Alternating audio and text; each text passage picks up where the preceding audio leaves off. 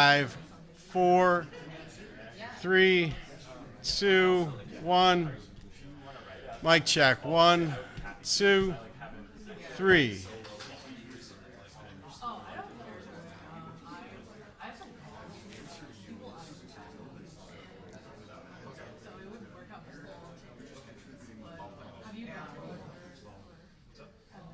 Testing. 1, 2, 3, 4, 5, 6, 7, 8, 9, 10, 10, 9, 8, 7, 6.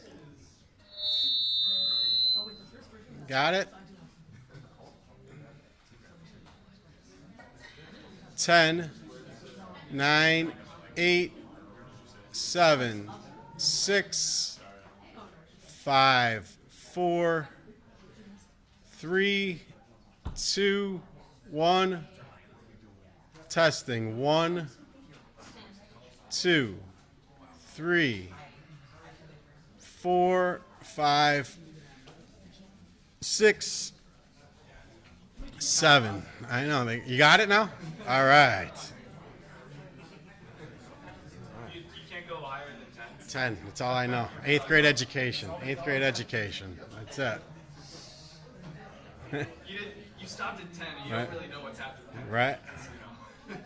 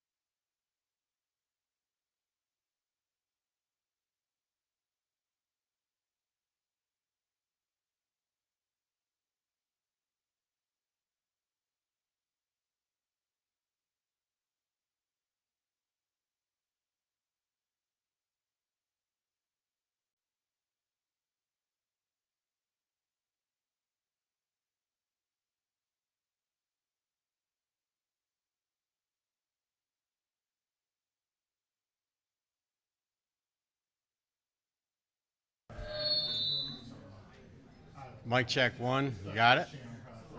Sure. All right. It's not us, it's him.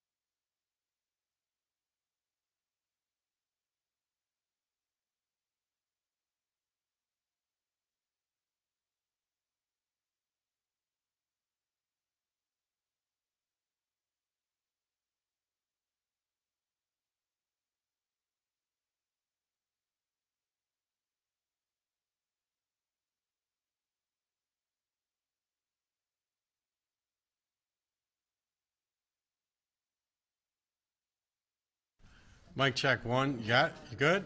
Sure. All right.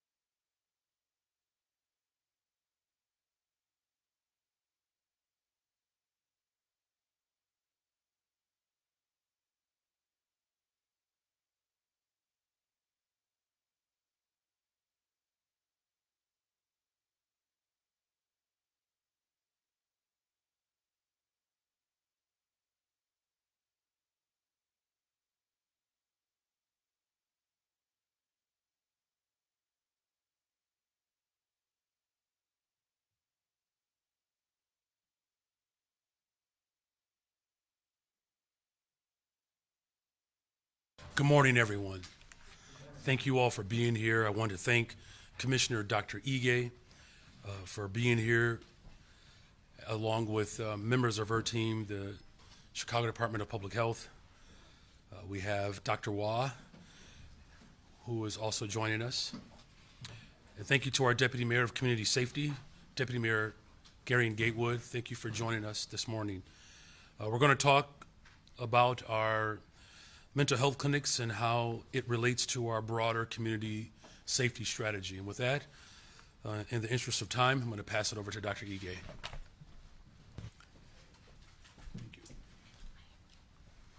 Good morning. Good morning. I am Dr. Simbo Ige, and I'm the Commissioner for the Chicago Department of Public Health. And today we want to talk about progress in increasing access to mental health, which is one of the priorities of our mayor and also the priorities of Chicagoans. In this photo, you see us cutting the ribbon on one of the new mental health sites opened in 2024. What has happened since then? That is the progress report that I'm going to be sharing with you.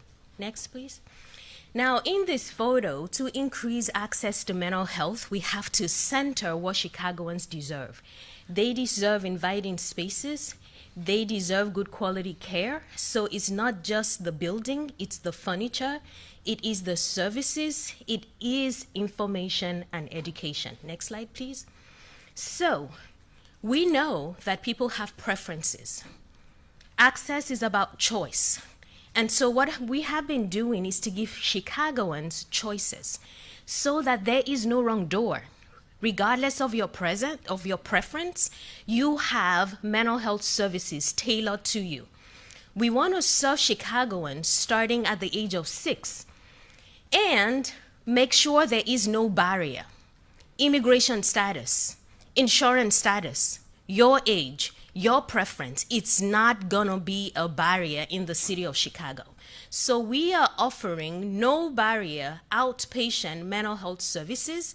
We added 3 new sites in 2024, bringing the total of city-run sites to 7. And these are the locations all across the city. Next slide, please.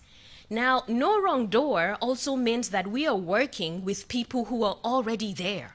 There are providers who are in communities serving people. So we are providing additional resources to them to expand their capacity so they can serve their residents right where they are. So 38 community-based organizations in addition to the 7 city-run services. And these are some of the examples. What if you are hungry and you go to a food pantry? What if mental health services are right there where you're accessing food? And that is our partnership with Nourishing Hope. What if you're a senior and you cannot work or take transportation or take a taxi to a mental health center? What if we bring the services to you? This is our partnership with Envision United located at the Senior Center. What if you are a community-based organization, a community-based health center, and people are already accessing physical health services there? Then we have partnered with Lawndale Christian Health Center, providing mobile integrated care to individuals in the shelter system. These are some of the innovative ways we are expanding options for Chicagoans. Next slide. Healing arts. Some people are not there for therapy. They're not interested in medication. But there are other ways to process your emotions and to cope with stressful situations. And that's why we have Healing Arts Chicago. Launched in 2023, a partnership with DCASE and Malcolm X, we are training artists to be community health workers. And overall, we have hosted events all over the city in our mental health centers, and we have services including sound therapy, yoga, other art events to help people deal with substance use, opioid-related harms, co-occurring mental health illnesses, etc. Next slide. And the healing arts, more than 3,000 people have participated. More than 100 artists are being paid and are now community health workers certified providing these services. And more than 600 sign-ups for sessions. So these are the options available to Chicagoans. Healing arts in your current provider space, in our mental health clinics, many different options available. Next slide. Suicide prevention. What if we could equip faith-based leaders, community leaders, regular everyday folks to help question, persuade, and refer people to services? That's what we're doing with suicide prevention training, launched in May 2024. 50 diverse CDPH staff volunteered, were trained as trainers, and they in turn have trained more than 700 individuals to be trainers. And what do? They help identify signs of crisis.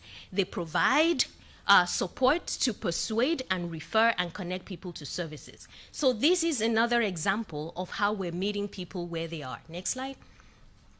Now, we have more than 600 public schools, and we know that mental illness starts to manifest in teenage years. So what if we can bring services closer to Chicago public schools?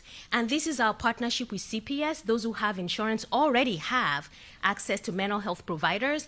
And so whether it is in school, whether it is through linkage and referral, whether it is through systems navigation, we are making this option available in partnership with CPS for those who have mental illnesses or need mental health support in Chicago public schools. Next slide. Now, our mental health center, city-run services. Last year, in Q1 of 2024, there were many people who were seeking services, and we couldn't get them appointments. And now, we are very proud to say 90+ people, 90% plus of those who seek appointment in our mental health clinics can now be accommodated. Q1 of 2024, we were only able to accommodate 59,000 appointments. Now, as I stand before you today, in the last quarter of 2025, we accommodated 10,000. That is double what we were able to do last year. Last year, Q1, new clients, only 31 that we could serve in a quarter. This year, 288, 8 to 9 times what we were able to do last year. This is what investing in people, investing in community meant. How did we do it? We centralized intake. We invested in our staff. We improved our processes. We have multidisciplinary staffing in our clinics now to make sure our processes are expedited. We have maximized the limited resources that we have, including productivity standards, so that we maximize the caseload for all of our therapists. And continuous improvement. We are continuously tweaking it, making sure that our standards are up to par for the best standards for the state and the country. This is how we have improved those numbers. Next slide. We are even more motivated to continue to meet Chicagoans where we are. And we want folks to know that there are options available. We have our mental health clinics for those who need to talk to someone about their emotions. We want you to know that you can call 312-747-1020 to get an appointment. We want you to know that if you are unsure if you need mental health support at all, you can call us and we can help you figure it out. We want you to know that if you want to come in person, there are many options available to you. But let's say I don't want to come in person. I want to have telehealth services. We also have that option available to you. Our services are no barrier. You don't have to pay for those services. If you have insurance, it's fine. If you don't have insurance, it is fine. We want every Chicagoan out there to know that there are many options for mental health support for them. And I will stop there and pass it on to the mayor. Thank you very much. Thank you, Dr. Ige. That's really encouraging news as we work to build the safest, most affordable big city in America. It's paramount that we invest in mental health. So thank you for your service and leadership and your entire team. And with that, we'll take questions.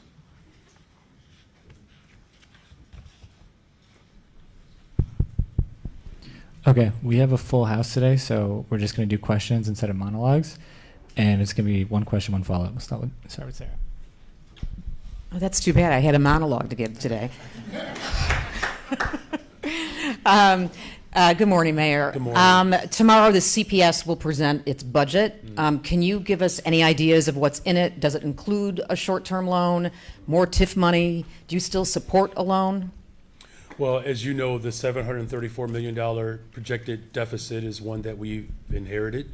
And, you know, as we ensure that our vision for public education comes to fruition, it's going to be incredibly important that we make the necessary investments to ensure that every single child across the city has a fully funded school which allows them to reach their potential, and a fully funded school in their neighborhood that allows students to walk to. There's no secret here that we have to have everything on the table.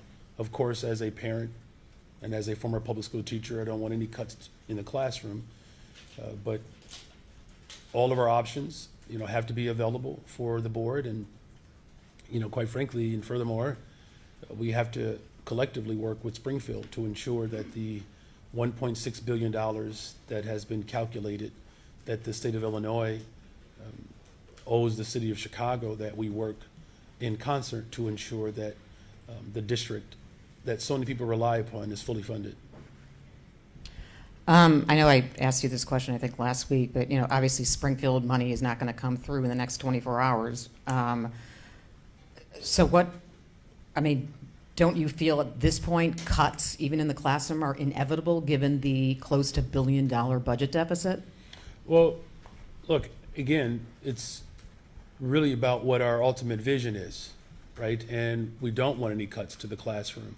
And all of our options will be on the table so that we can ensure that we're making the progress that's, you know, have put us in a much better position with, you know, our outcomes.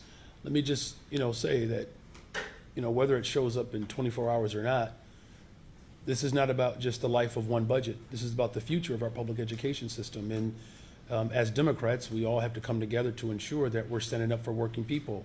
You know, in fact, you know, when the ESSER dollars ran out, there was a push to demand that the president actually shows up for working people across America. Had the ESSER dollars been extended, we would have $1 billion surplus, right? So it's the resources and the money is there. It's a matter of having the political fortitude to actually exercise that power. So I hear your question. I actually appreciate it, that it's not going to show up within 24 hours, but it not showing up in 24 hours does not absolve the state's responsibility to ensure that it comes. And since there is, you know, real uniformity around our vision for working families in the city of Chicago and throughout the state of Illinois, it is incumbent upon us to deliver on the good of education. So thank you. Mayor, I'd like to follow up on a question that Sarah asked about the short-term high-interest loan. Would you be surprised, and what was your reaction if it true, that your newly appointed CPS CEO does not want to go the route of that short-term loan? How does that hit your ear if that proves to be true? Here's what hits my ear the hardest. It's the fact that we're debating on whether or not children deserve a high-quality education. That's really what we're talking about. We're talking about the future of our education system and whether or not we're willing to do what's necessary to fund it. So here's what hits my ear as well. It's that when parents, like myself, expect smaller class sizes, parents like myself who are excited about the expansion of sustainable community schools, parents like myself who are thrilled by the idea of LGBTQ plus students being protected, Black history being protected, sports and after-school programs being fully funded. That's what hits my ear the loudest. Now, the threat that's coming from the federal government is vicious, and the animus and disdain towards working people is quite severe, and that's why it's not just about what happens in this year's budget, right? We're gonna do everything in our power to ensure that this budget reflects our values. And this is about the future of our public education system. I just don't want people to lose sight on what the ultimate goal is. that whenever we're talking about working people and our values, there are more sort of consternations or questioning on our ability to be able to actually deliver those services. However, the cuts that are happening to the day-to-day experiences of working people in this city, and that revenue, if you will, is being pushed into the hands of the ultra-rich, that is what I am hearing louder in this moment, and that's ultimately what we're going to respond to. Now, look, our options are on the table, and we have to ensure that for the long-term sustainability of our school district, that we're all committed in the state of Illinois to ensure that we are fully funded. But specifically, that short-term loan has been the focal point of so much consternation. No, it's actually been the focal point for a couple of people. What I'm saying is, I talk to parents. I have never heard a parent come up to me, and I talk to parents all over the city. No parent has ever come up to me and asked that question. Not one. You know what? I'm literally telling you what they asked because I'm one of them. They want class sizes to be smaller. They want their children to be able to have an after-school program. I want us to listen to what parents are actually asking. They're not talking about that. They're talking about ensuring that their education of their child is fully funded. Now, if you want to talk about what they really talk about, the headline on the Chicago Sun-Times said $1.6 billion. That's what they bring up. And so it's incumbent upon us to ensure that we are actually speaking to what parents are actually calling for. They want the state to lean in, to challenge the state of Illinois, to work with the board, and quite frankly, work with boards across this state to ensure that we are fully funding public education in the city of Chicago. Thank you. Hi, Mayor. Are you going to follow up on someone's follow-up? I am. I figured. Go for it. So we've learned through sourcing that you asked CPS to take out a $200 million loan and make a pension payment. Can you tell us essentially why those are things that you're requesting? And given that we've heard that the CPS CEO has resisted those demands, can you tell us how you feel like your relationship could be impacted with her going forward?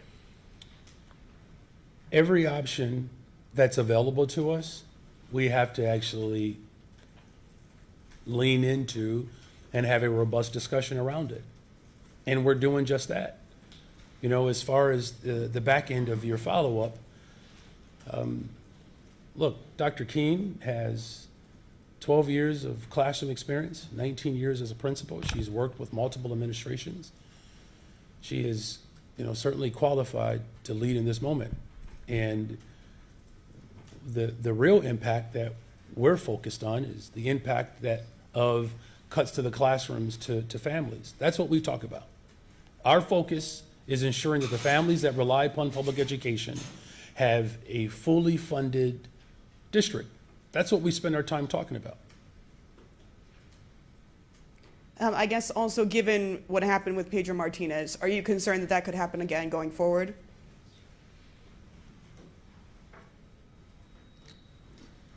No. Hi, Mayor. Maybe a different angle at the same topic. So a follow-up to the follow-up to the follow-up? First of all, it turns out you're getting your monologue through your colleagues. Sorry. yeah. Why invite the CTU and Principals Association to these meetings today about the CPS budget, but exclude SEIU 73, which represents 13,000 CPS employees? They're upset about that. Everyone will be at the briefing today. All of the partners who are attached to our public education system. This is unprecedented. I can't think of any other time in the history of Chicago where we've had this type of robust conversation. And I'm grateful that there are people who trust my leadership to actually come to the table to discuss these very important That issues. includes SEIU 73? Everyone is at the table to discuss this matter. On the loan, the former CEO resisted it. Your former board resisted it. According to sources, the current CEO is resisting it. Isn't that a sign that they believe this loan could threaten the future of public education if CPS goes more into debt? Yeah, the threat to public education is if we don't get the $1.6 billion from the state of Illinois. That's the real threat. Good morning, Mayor. Good morning. Please tell me you're going to change the subject. Okay. Well, I was going to, but maybe I don't want to anymore. You're good. Go for it. Whatever. Sarah, what was that monologue about? Could we discuss what was happening yesterday The president has powers to take over the Metro Police Force in D.C. Does not have that power here, but could, under the Insurrection Act, send in the National Guard into the city of Chicago. The president was, well, he called you an incompetent man yesterday. He said the same thing about the governor. Talk about your feelings on what the president had to say about crime rates in D.C., in Chicago, how that doesn't necessarily jive with the numbers that we're getting from the police forces from both cities, and your thoughts on the president using the Insurrection Act as a catalyst to bring in the National Guard into the streets of Chicago. Well, it's clear that the President of the United States of America is very much interested in insurrections. He led one. And I remember a time in which we had presidents who declared war on poverty. This president has declared war on poor people. And he's doing it by way of taking away, Medicaid, taking away SNAP, literally taking away food. He has gone after the Department of Public Education, defunding critical resources to our cities. And he is literally plundering our cities as we speak. And I am quite disturbed, quite frankly, by the unhealthy style of governance where he has shredded our Constitution. And, if the president was sincere, he would not be declaring war on poor people and going after homeless people. That's a much different posture than what we're taking in the city of Chicago, right? We've expanded our shelter beds by 126%, put $40 million into our shelter system to improve them. We're on pace to build 10,000, affordable units by the time my first term ends. And we're making critical investments to drive violence down on the city of Chicago. Homicides are down 30%, shootings and shooting victims down almost 40%. So it's evident that the work is working. And so, as disturbing as it is, we can't not lose sight on what we are facing. And President Trump shifting the highest concentration of wealth into the hands of the ultra-rich. It's why here in Chicago, we're moving to challenge the ultra-rich to pay their fair share in taxes, right? You have a tax burden of working people in the city of Chicago about 19 and a half, almost 20%, where for the rich, it's about 11.5%. For the ultra-rich, they almost pay no taxes, right? And so my focus is going to always be to protect people of this city and to build the safest, most affordable big city in America. And though we take these threats seriously, we will not bow down or succumb to his tyrant rage. Have you had conversations with public safety, with the superintendent, on the possibility of that happening? Well, he doesn't have the legal authority to do it, right? So let me just be very clear. He does not have the legal authority to do it as right. I'm not talking about the police force. I'm talking about the Insurrection Act and National Guard. I'm saying he does not have, I know what you're talking about. He does not have the legal authority to do it. In fact, troops do not have policing power. They're not even trained to do that. So understand what this president is provoking. He is provoking on sending federal troops, the National Guard, into cities to plunder them, though those entities do not have policing power. So they can't even do the very thing that he claims that he wants them to do. You talk about incompetence. Look, I taught 7th grade. In Chicago, 7th graders have to pass the Constitution. I taught it. This president could use a 7th grade class right now to understand the basics of the Constitution. And so it's incumbent upon all of us as we literally watch this man shred the Constitution in front of us, taking not only a tyrannical approach, an authoritarianism approach towards governance, is doing it with no resistance from his own party. And I'm grateful that there are Democrats around the country and even reasonable Republicans who recognize that he is a threat to our democracy. You all have heard me speak of this before. I've said this for the last couple of years. The extreme right in this country wants a rematch of the Civil War. His own mentor, President Andrew Jackson, is how he is modeling his behavior. The Trail of Tears, right? Snatching people off of their land, a war on poor people. He is one of the biggest threats to humanity that we've seen in an entire generation.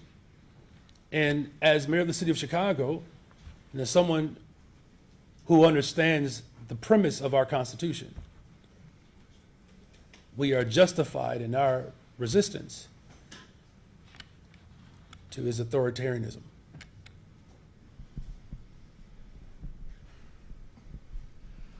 Mayor Johnson, I apologize. A couple weeks ago, I asked you if you would cooperate with ICE if your wife Stacy's body was.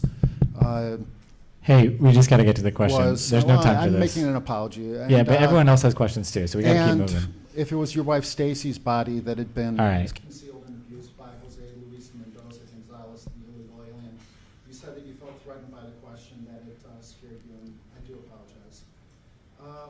Over the weekend, President Trump said that you were incompetent, called you an incompetent mayor, called you an incompetent man. He just addressed this. 1,000+ violent teenagers rampaged through your neighborhood, your adopted neighborhood of Austin, that you and your wife Stacy moved into from Elgin, and assaulted police officers, multiple shootings. All right, we need a the woman question. was shot in the back multiple times, who sadly William. passed. William. My question to you is simply this: do you, your neighbors in Austin, do contact me and they tell me that they don't feel threatened by my questions.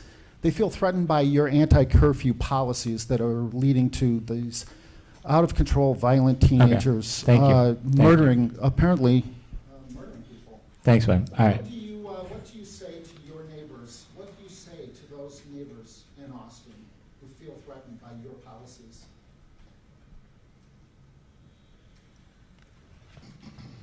Thank you for staying awake during our presentation.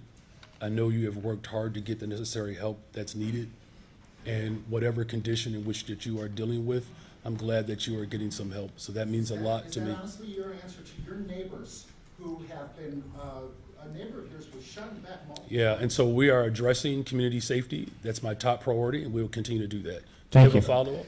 Thank you, William. All right. We're going to go to Justin here. All right, Thank thank you. you. Thank you. Thank you. Let's move on, please. All right. Thank you. Thank you, William. who is not keeping the people of Chicago. Thanks. What do you say to Donald Trump? How did you feel when Donald Trump called you incompetent? What did you feel? All right. He just addressed this. Thanks. Please answer that question. If you would. Okay, fine. Since you are begging, I do believe that Donald Trump is intimidated. I know. I think you're Okay. begging. No interruptions. So let me just answer that. I do appreciate you begging. So I would just say it like this: that the president has always been intimidated by the intellectual prowess of black men, and so of course he would speak in those petite and puerile terms because he's small. Thanks. Right. Here's Justin. Hi, Mayor. My understanding is your administration has reached a, tentative agreement with the firefighters union. Can you confirm that? Can you provide any details? Does it? I assume it includes back pay, similar raises to the FOP contract. Yes, we have worked hard to get this deal done. Obviously, that there are still some steps that have to be taken in order for this to be finalized. And, you know, since taking office, we've landed dozens and dozens of contracts. This one was important to me, and I'm glad that we are moving forward. I've said from the very beginning that part of the agreement would include, and we've budgeted for, back pay. And there are some other, elements within the tentative agreement that I believe places us in a stronger position to build a safe and affordable big city. But I'm grateful to, my team as well as Local 2 for staying at the table and working tirelessly to come to an agreement tentatively that meets the expectations and standards of working people in the city. I'm going to work two into this follow-up. When you describe additional steps, you just mean like the logistical ratification city council Absolutely, approval, right? that's right, Okay. right. Because I know people pay more attention to the ratification of the teacher's contract, but there is also a similar process that the CFD goes through as well. And then on the back pay, obviously that process has to play out. And I know that you budgeted for, I don't know if you budgeted the full amount in the 2025 budget or close to it. Do you anticipate that that cost will be a 2025 cost, or will that be pushed to 2026? That's a good question. We have budgeted the back pay for the duration of the contract, right? So in terms of the logistics of how that back pay is handled, I can get you those specifics, but no, we have budgeted the last two budgets to ensure that once the agreement was ratified, that there would be no disruption in, our first responders' pay. Good morning, Mayor. Good morning. Regarding the Anjanette Young ordinance, Alderwoman Haddon and Ms. Young say that Chicago police do not support the latest version that adds a 30-second wait period for warrants. Is this your understanding of Superintendent Snelling's position? And how will you shore up enough support without his backing? There are some concerns that the superintendent has raised. We're going to continue to work through this process. And, the most important thing, though, that I know that the superintendent is committed to, and this is my commitment, is to work to make sure that that trauma that Ms. Anjanette Young experienced, that doesn't happen, again. And I commend, Anjanette Young for her steadfastness and commitment to ensuring that this ordinance not only sees the light of day, but it actually becomes law. Is banning no-knock warrants still part of your agenda in the future? Well, look, I can say that I've made it very clear that, that interaction was very troubling and revealing. The goal is to make sure that, these warrants are executed properly, right? And that we don't put, people in harm's way. Make sure that our police department have the tools that they need to continue to drive, my vision for the city, which is to build a safe and an affordable one. So it's an ongoing conversation. I mean, these reforms and transformations certainly don't come easily, but it doesn't stop us or prevent us or curtail us, quite frankly, from pursuing justice. So thank you for those questions. Hey, Mayor. Hey. When you sought candidates to fill the 35th ward vacancy, you listed relevant government experience as a qualification. That isn't listed in the outline for your 27th ward committee. Why did you remove it, and is that an effort to clear the way for Alderman Burnett's son, Red? Well, so it's my responsibility to make sure that the committee is formed. The committee establishes its expectations for the particular ward that has the vacancy, right? So for instance, you may have also noticed that the 35th Ward Committee made Spanish speaking as a requirement. You don't see that in the 27th Wards Committee, right? And I'm going to just draw a conclusion here. It has more to do with the fact that the makeup of the particular ward, right? So again, the committee will establish criteria based upon the needs of those communities that are reflected in those particular wards. I don't micromanage to that extent where I put forth a blanket uniformed requirement, because the city of Chicago is far more diverse and you need more of an eloquent process, and that's essentially what's playing out. And switching beats a bit, you talked earlier about how you don't believe that Donald Trump has the right to send the National Guard here. But what are your plans if the president moves ahead on such plans to try to have a police force of some kind in Chicago from the national government. How are you, is it just court action? Like, what are you planning to do if that happens? Yeah, well, look, the governor and I, we're on the same page here, right? And so, legal action, will be on the table. But I want to make something perfectly clear. These individuals are not being sent to cities to police cities because they're not trained to police. These are soldiers. Soldiers. They don't go through the training that our police officers go through. In fact, it is quite hypocritical on the part of the president to even suggest such a move, and it is destabilizing for the city of Washington, D.C. Look, crime is down in Chicago. Crime is down. There is more work for us to do, but he wasn't adamant about ensuring that the $830 million of funding that he took away from community violence prevention and intervention. These are individuals that are on the front line in these particular communities, preventing crime, preventing retaliation from taking place, building relationships. I know these individuals. I sit with them. We spend time with them. Deputy Mayor Gatewood, we're on constant calls with these individuals that are literally on the front line to keep our community safe. And, this president's approach is, I wish it were just a joke. He's one, but it's antithetical to what we're actually working to accomplish here. And you're seeing the results all over the country. Brandon Scott, Randall Woodfin, Mayor Bowser, Mayor Johnson in Milwaukee. 30% reduction in homicides just this year alone in the city of Chicago. 40% reduction in shootings and shooting victims.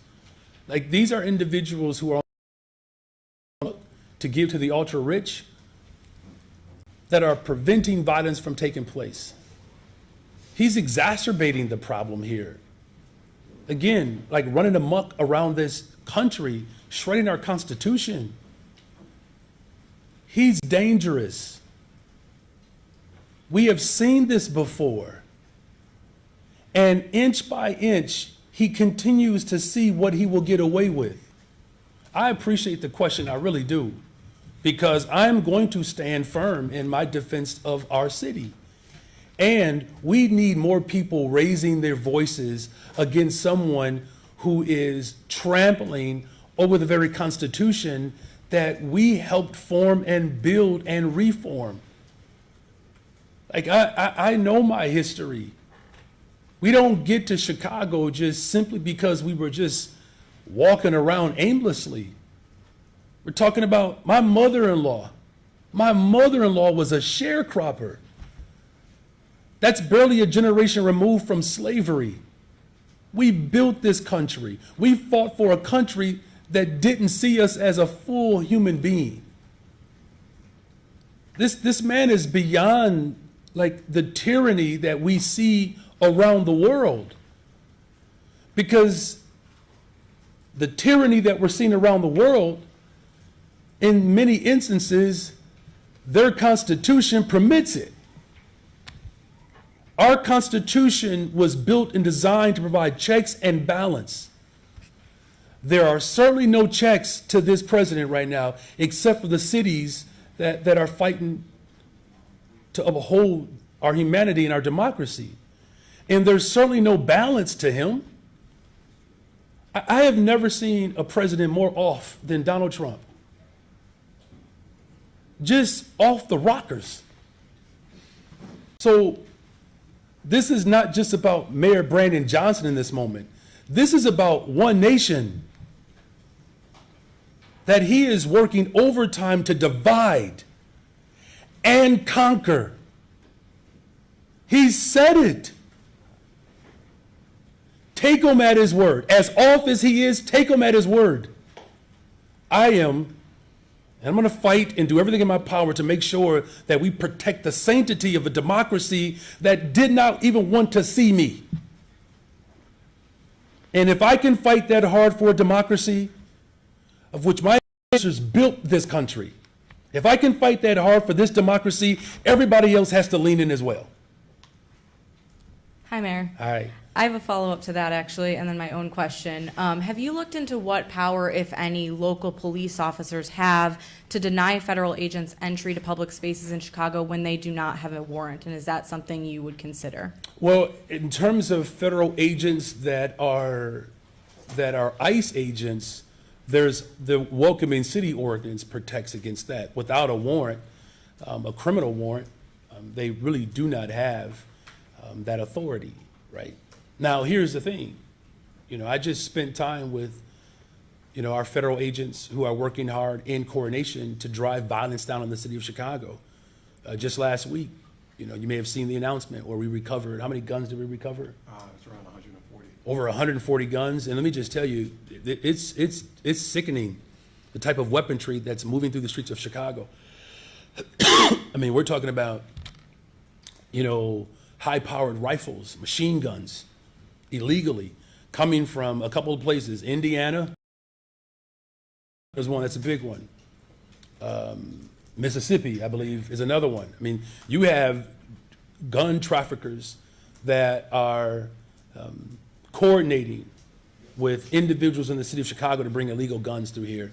And there are levels of coordination that work to prevent that or disrupt it. So as far as that level of coordination, it's necessary, right? What we don't want is the enforcement, if you will, of immigration policy to be the responsibility of local police officers. That is, again, antithetical to what we're accomplishing in the city of Chicago. On CPS, can you confirm whether the district is making the $175 million pension payment? Well, it's certainly the expectation. That's the expectation. Have you heard otherwise from school district leaders? Look, I know there are, some individuals that, are concerned about, how we balance this budget. What I can say is this: the District 299, Chicago Public Schools, is moving and graduating towards full independence as we work to disentangle the elements of the relationship and how schools are funded. This is the inevitable direction that we're going into. Right now, the city of Chicago, we subsidize conservatively about $1 billion of support for our public education system, which obviously I believe in it. And this is also why, the conversation about how we work collaboratively to ensure that $1.6 billion, check this out, if we actually had the $1.6 billion a fully funded school district from the state of Illinois, the district will be in a surplus. Like this, there is a very clear, stark element here that school districts around America are woefully underfunded, and the President of the United States of America has obviously declared war on poor people, and so that's why it's necessary for us in this moment to use all of our tools and strategies to ensure that working people do not get harmed by, the Trump administration. Thank you. Good morning, Mayor. Good morning. It's been about 7 months since the CTA has had a permanent leader, and meanwhile the fiscal cliff approaches. When are you going to appoint a permanent leader of that agency, and why has it not happened yet? Yeah, well, look, our interim CEO has, handled this moment well, right? And there are obviously many different stakeholders that are committed to ensuring that our public transportation system is fully funded. We will, continue to seek out the best and the brightest for permanency, but this interim has not disrupted our collective work to ensure that our transportation system is fully funded. And it's been about 4 months, maybe Deputy Mayor would weigh on this, since the RFPs were due for a gunshot detection technology replacement of ShotSpotter. Is that process still happening? Have you identified a candidate to, work with and contract with for gunshot detection technology? Well, let me just first of all say, yes, that process is still underway, and it's evident that what we've said all along, that that particular form of technology did not necessarily lead to safer communities. Look, I get why people are asking about it. I do, I understand. And we have never been opposed to technology. We just have to do the things that actually work. We've seen that even in the neighborhoods where violence has been pervasive and where that particular detection was there, we've seen significant drop in shooting victims and homicides. So that process is still going through a procurement.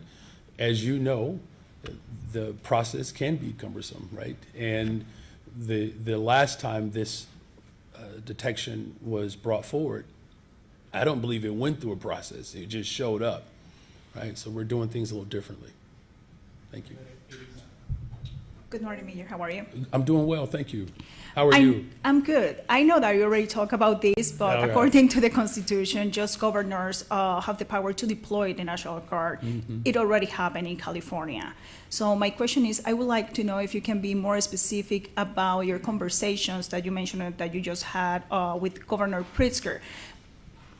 Can the Illinois National Guard refuse to follow a presidential order, or have you asked, or your administration asked them to inform you in case that they're activated by the president? Well, let me just be very clear. I have not spoken to the governor within the last 24 hours about what just happened. What I referenced was, and this is where we are aligned, that the authority that he is asserting, he doesn't have it. He doesn't. And so, He already have done it in California. and I'm saying he doesn't have the authority, right? And he's done a lot of things that he doesn't have the authority to do. That's my larger point, that we have to take that seriously. And when I say whether it's legal action or just more voices rising up in this moment, calling out the pharisaical approach that this president is taking, that's incumbent upon all of us, right? You know, none of us can afford to stand idle. This is why I've worked hard to make sure that we're protecting our immigrant community, right? We were sued by the federal government on our standing and our position. And, you know, the courts rejected his suit, right? But we've also have put forth policy to ensure that families are supported and protected. It's going to take all of that, right? And these are unprecedented times. I just hope that we cover it in a way in which that it is beyond a boldness. It's a, do you know how when like ignorant people do stuff and say stuff and there's no convincing to them of why they're ignorant? That's Donald Trump. Okay. Yeah. Okay, and another follow-up question regarding, we have sources that inform us that you request $200 million loan for CPS. What will happen if the interim CEO or the future CEO of CPS refuse to do that loan? We're either going to cut or invest. Those are our options right now. I want a fully funded public education system. Parents around the city want that. They're advocating for it. They're also advocating for $1.6 billion that the state of Illinois rightfully owes the children of this city. We're talking 87%, 90% of them are children of color. We're talking about 47% of the school district, I believe, is Latinx. 33, 34% are black. How much more are we going to continue to take from black and brown people? How much more? How much more can black and brown people tolerate in terms of things being snatched away from them? Now, we already got to deal with, you know, President Trump's attack against black and brown people. He's so angry with me, he don't even want me to hire black and brown people. You understand? And so all I'm simply saying is we have taken so much as government from black, brown, and poor people. He's taken away food. and medicine. He's cutting services to veterans. He is literally taking the wealth of this country and placing it into the hands of the few. All I'm really trying to offer here is that I understand that people want to focus on $200 million. If ESSER were to be extended, we would have a surplus right now. That's our collective struggle in this moment. This is about the long-term solvency and sustainability of a school district that overwhelmingly services working people, overwhelmingly brown and black people. And as mayor of the city of Chicago, and one of the main reasons why I ran for this position is because I want to make sure that brown and black folks, black and brown folks, working people in this city don't have to suffer under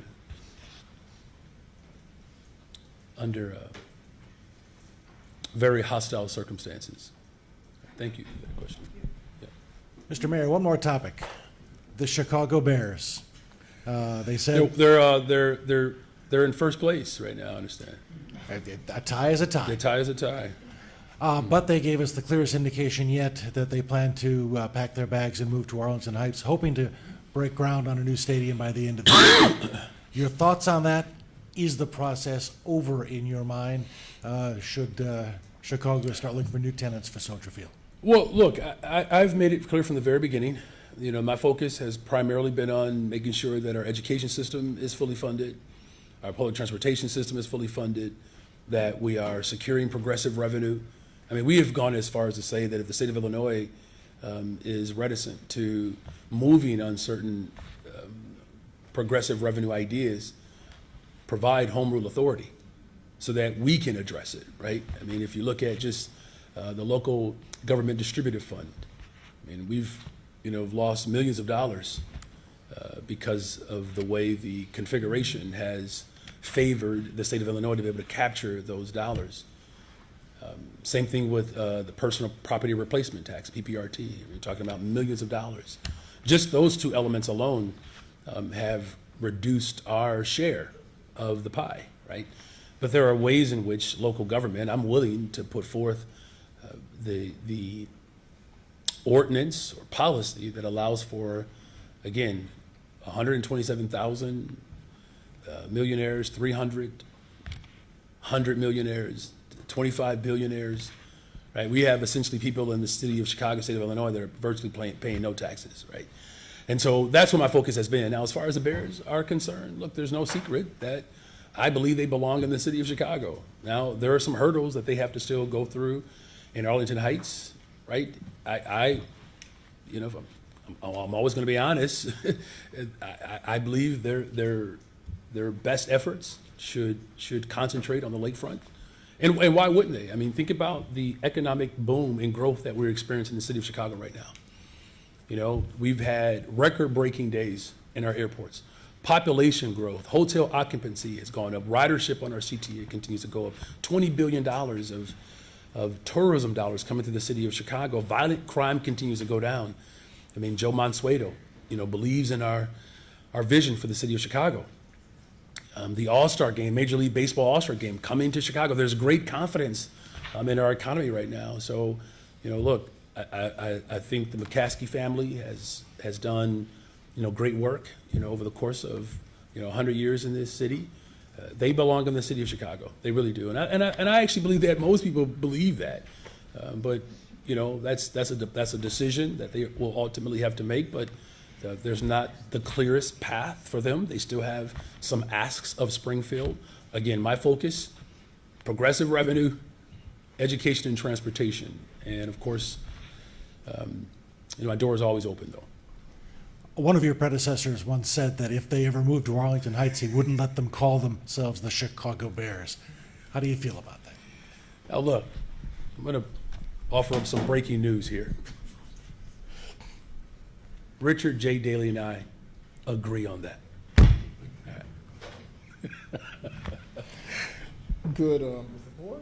Yes, still morning. Good morning. Good morning. So it seems like with Mr. Trump, like my late father used to say, you're wasting a lot of time trying to convince a damn fool against his will. Well stated to your Thank your my family, father. to your late father. All right. So my first question, their suburban counterparts, certain of your hirees, youth hirees for your One Summer program, are saying they have yet to get the last of their paychecks.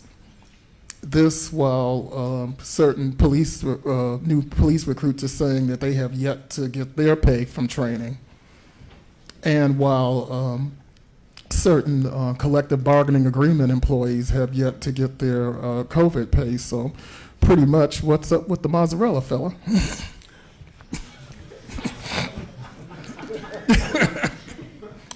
You're the only person who can get me to break character. All right. Well, let me just try to run through those quickly. So as far as the police officers, a technical matter that has been rectified, right? So that's thing one. As far as COVID pay and the agreement around, you're referring to an agreement with our 911 dispatchers. We have reached an agreement there, and so that will be settled, just like what we did with local to our fire department. So their back pay will be taken care of as well. As far as youth employment, I'll have to look into that one. My understanding is, everything closed out well. But I will verify to make sure that if there's a particular organization that you are aware of, if you can leave that information with the gentleman that's standing over to your right, we can get a response to that. Okay. This next question deals with Walter Burnett, and there's so much messiness attached to it. I'm just going to try to bundle it as much as I can and let you untangle it. So it's come to our attention that apparently your office put out a letter to HUD asking that he be put back on the table as far as CHA CEO after a meeting with 2 weeks ago where allegedly, and I say allegedly because I wasn't there, you all agreed that he would be taken off the table, one, because of this, 1 year rule, and two, because there was so much pushback that the Trump administration and HUD did not want any parts of. Well, let me just say, Alderman Burnett is still in contention to lead CHA, and those conversations about how this rule applies or does not apply. Our understanding as our Department of Law digs through this in earnest. Our understanding thus far indicates that he is qualified and not out of contention to be able to, if the board agrees, to lead the CHA. But it is, you're right, there's a very complex entanglement there, but as our Department of Law unpacks it and works with HUD, our initial indication is that as convoluted as this element is, it does not preclude him, if the board, CHA board agrees, to lead CHA. All right, thank you. Wait a minute, one question on behalf of Prosperity. Wait a minute, this is very important. One question on behalf of Prosperity, who couldn't be here today, but noticed something, and her question is, what is the CPD's relationship with ICE ahead of this Trump threat? Because she said yesterday she was at a police, wait a minute, she was at a police station and she noticed some masked people going back and forth between the parking lot and the police station. So again, we collaborate with federal agents on a number of issues, particularly around guns being trafficked through our city, which is quite severe, human trafficking. But there is no coordination with federal ICE agents and the Chicago Police Department. We are a welcoming city ordinance, and we will maintain that status. I think we're going to end this with a follow-up. Surprise. Hi, Mayor. Hi. On the Bears, Rep. Cam Buckner says Springfield should not give the Bears a property tax break now that their eyes are on Arlington Heights. What are your thoughts on that specifically? Look, I think that there's been some alignment around what the expectation should be from the Bears, which I've always said they have to put as much skin in the game as possible. And as far as the Chicago proposal, the proposal was, $2.2 billion, I believe. So 72%, 75% of the stadium would be paid for by the Bears. They would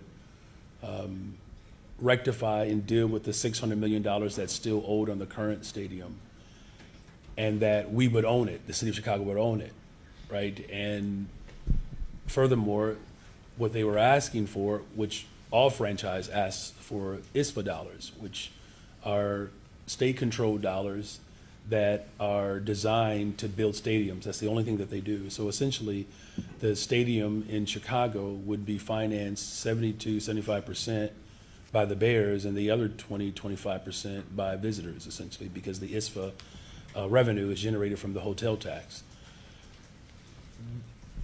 To your colleague's question, it's why I've said, I don't have, those levers, right, as the state does in terms of how they could approach the Bears in this situation. Now, I know that they're going to need infrastructure dollars, whether they are in Chicago or Arlington Heights. What's interesting enough, though, is that the infrastructure dollars that are being asked for in Arlington Heights would require what you just described, versus in Chicago, that requirement is unnecessary. In fact, that entire campus, from the Obama Center all the way to Navy Pier, everybody agrees that infrastructure dollars there are a worthwhile investment because it allows for traffic to be able to move better in a more efficient way. Again, I try not to get into the responsibility and duty of, state reps and state senators. All I'm simply saying is that the proposal in Chicago, there's a lot of benefit to that proposal, right? We're talking about thousands of construction jobs, literally thousands of construction jobs. I believe it's estimated about $8 billion of income that would be generated from this project. So, again, I know the Bears are committed to, their fan base, and, my door will remain open. All right, did we get through all of them? All right, well done, you all. Nice job. Thank you.